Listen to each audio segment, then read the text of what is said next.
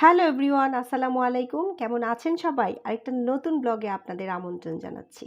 আমি আবার চলে এসেছি আপনাদের সাথে শেয়ার করতে নতুন একটা রেসিপি। এতক্ষণে নিশ্চয়ই বুঝে গেছেন, আমি জানি আপনারা বুঝে গেছেন কারণ আপনারা খুবই ট্যালেন্টেড। তো সেটা আর কিছু না, মুড়িঘণ্ট। তো চলেন কি লাগবে চট করে বলে ফেলি। যেহেতু মুগ ডালের মুড়িঘণ্ট, মুগ ডাল তো লাগবে মাস্ট। এখানে আমি ১ কাপ মুগ ডাল নিয়ে নিয়েছি। তারপর সাপোর্টিং রোলের জন্য আছে পোলাওর চাল। এখানে আমি 1/4 কাপ নিয়ে নিয়েছি। আচ্ছা, মুগ ডাল কিন্তু ভালো করে সুন্দর করে ভেজে নিতে হবে। গন্ধটা যতক্ষণ পর্যন্ত না ছড়ায় ততক্ষণ ভেজে নিতে হবে। পোলার চাল ভিজায় রাখতে হবে। হ্যাঁ, অবশ্যই মাছ লাগবে। এখানে আমি কাতল মাছের একটা মাথা নিয়েছি।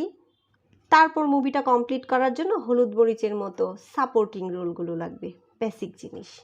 তারপর মাছটাকে সুন্দর করে কড়কড় করে ভেজে নিতে হবে। ভাজা তেলের মধ্যেই জিরা ফোড়ন দিতে হবে, আর আদার্স যেসব গরম মশলার গোটা গরম মশলাগুলো আছে ওগুলোও ফোড়ন দিয়ে দিতে হবে।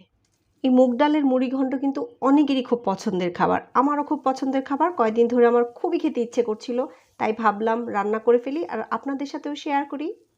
ও আচ্ছা, শোনেন না, মুগ ডালের এই মুড়িঘণ্ট কিন্তু অনেকে অনেক রকম করে রান্না করে।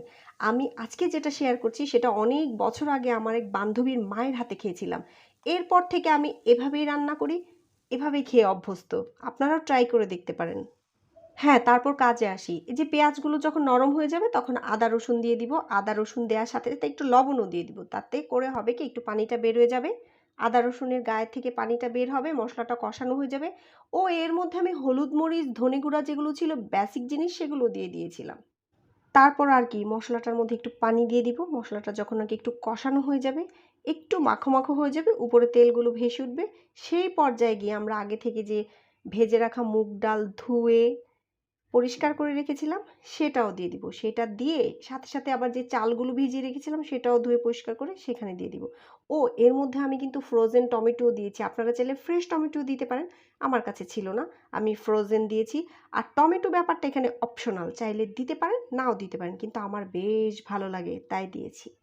তারপর দেখলেন তো পানি দিয়ে ঢেকে দিয়েছিলাম। যখন নাকি মাখো মাখো হয়ে যাবে, কষানো শেষ হয়ে যাবে, সেই পর্যায়ে আমি ভেজে রাখা মুচমুচে মাছের মাথাগুলো দিয়ে দিব।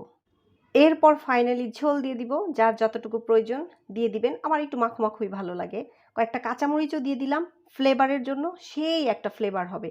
তারপর ভাজা জিরের গুঁড়া, হালকা একটু গরম মশলাও দিয়েছিলাম। তারপর একটুখানি মৌরি গুঁড়াও দিয়েছিলাম। আপনারা চাইলে নাও দিতে পারেন। আমার খুব ভালো লাগে তাই দিয়েছি। এই দেখেন খেলা কিন্তু জমে গেছে। সেই রকম একটা সুঘ্রাণ বের হয়েছে জানেন। আপনাদের যদি এই ঘ্রাণটা বুঝাইতে পারতাম না তাহলে আরো ভালো লাগতো। এরপর কি আর কথা বলা সাজে, চলেন খেয়ে নিই।